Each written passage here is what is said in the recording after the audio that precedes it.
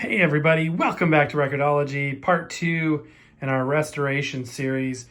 So I'm going to start with the 1201 and we'll complete this before we do the little RCA changer.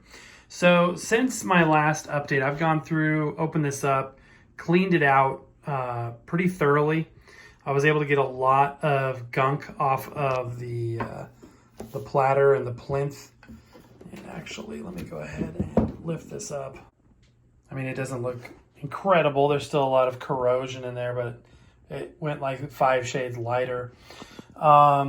This needs to not be there. And I took a couple of things apart just to gain access to the underside as well. So big concern, there's a few things concerning me here. So first of all, I have definitely experienced soldering and working with electronics, especially low voltage, but this still would definitely be considered outside of my realm of expertise. And I know that those caps that are underneath this chassis, they're down under there in this hollow space, can do a lot of damage. They can hurt you. So I am evaluating leveraging at a certain level. I'm not sure how much my friend services who does this stuff all the time, to either do the cap repair only or the cap repair plus the mechanics part of the restoration, then ship it back to me, and then I would do the cosmetic stuff, the easy stuff. He's got the ability to test tubes, and he's got the caps just standing there. This thing has a couple wax caps, like 3 rectifier caps, an electrolytic cap. So there's a few things going on there, and surely need replacing. Also, the cartridge here is probably, this is a crystal cart, so this probably almost certainly needs replacement. Those dry up. I can do that, no problem. There's the AM antenna, by the way. So evaluating what to do. This is the variant 121, as you can see on the top right there, code 121. This is the common variant. So the tube arrangement should make it easy to find replacements. But he's got the ability to put flocking on here and stuff. It's just kind of, I'm at that point now before I, do something that I'm going to regret. I'm evaluating if I, how much I want to invest into it. Needs new power cord and stuff. I did get some supplies, so I got some, I think 16 gauge wire. I got some things like varnish and paint, which will be done after the internals are fixed. I've got white lithium grease, finally. I mean, this is something that you guys have been like, why don't you have white lithium grease? For things like this, metal on metal contact and things like that. It's just perfect for that. What else have I gotten? There's somewhere else there's something. Oh yeah, under here I've got the new power cord, so this will definitely be safer. This is like a lamp cord. That's not too difficult to get on either. So that's kind of where we're at. Either detach the chassis, have them do that part, or just, spend the money to send the whole thing to him. So unfortunately, my friend was not available to help with this project. So I'm going to have to start thinking outside the box a little bit more.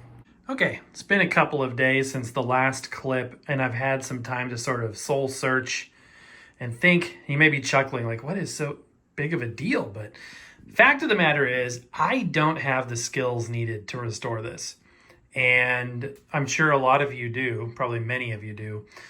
Unfortunately, this is not a strong suit of mine. I mean, like I said, I've got experience tinkering, and I've done very minor soldering stuff for many years, but when it comes to recapping all of this, and I know there's a danger to it, I watched some videos on YouTube where people are like, you could kill yourself if you don't know what you're doing.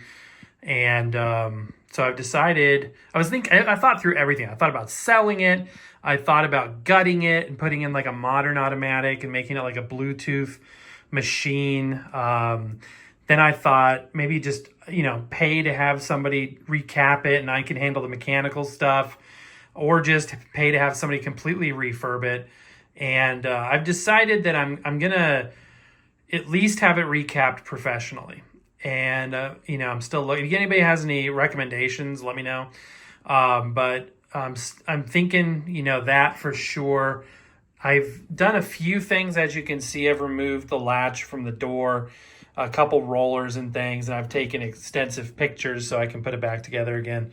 That was mostly just to get the plinth out and look underneath And I do think it's salvageable. I mean, I think that there's some stuff that's a little sketch, like this weird thing back here. Does anybody have any idea, what I'm looking at? I have no idea there. From a mechanical perspective, I think it's in decent shape. It's going to need a new cart. It's got an original crystal cart. Let me see if I can get a shot of that. And it's kind of hard to get a shot of it, but it's a crystal cartridge. The platter has a decent amount of flocking on it, but it could use to be resurfaced. But mostly, this surely has original wax and paper caps that need replacement. The string for the tuner's gone.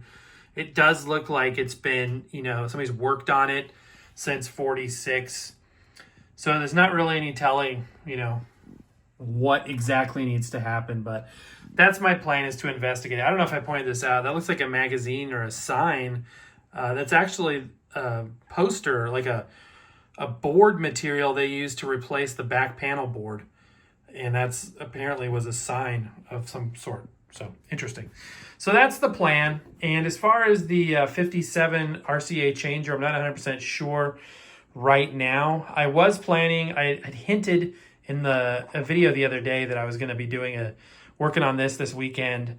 And mostly I ended up thinking about it and kind of planning what to do next. And I did contact a couple people, and I'm starting to get pointed in the right direction as far as recommendations go.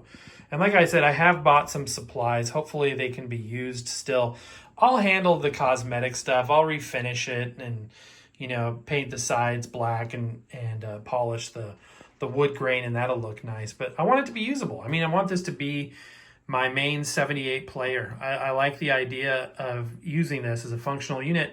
It doesn't need to be restored to museum quality, but I would like for it to be restored to, good quality, that it's, not an eyesore, and that it functions properly. So this may be the last update for a few weeks, or maybe not. Maybe I'll have an update midweek. I don't even know. But I wanted to bring you guys up to speed where I was at with the Philco, the 46 Philco. I know I've sort of interchangeably called it a 47 and a 46, but this is known as the 47 Philco, but they made three versions of 46 in 1946, the 47 in 1947, and 1948 was the 48 model -1201, which was the last year that they did this. So mine's the first year, the 46-1201. Collectively known as the Bing Crosby radio phonograph. There were a couple that he was associated with due to the marketing. But I do have some things I needed to get anyway. White lithium grease needed to happen. I needed more wiring. And you can always, use some furniture polish and some paint and stuff. So, and a new cord. So it was not for nothing. It's still, I think, $20 well spent. That's all I have spent on the unit. I've spent probably another $25 in supplies for it, but my hope is that whoever I end up hiring can use some of these supplies as well. So anyway, that's it for now on the 1201. I got a couple other videos that I will be sharing with you soon. And also, we will be going live soon. I'm not sure exactly when, but stay tuned for that. I'd love to have you along for the journey. Might be sooner than you think. Happy record hunting, everybody. We'll talk to you next time.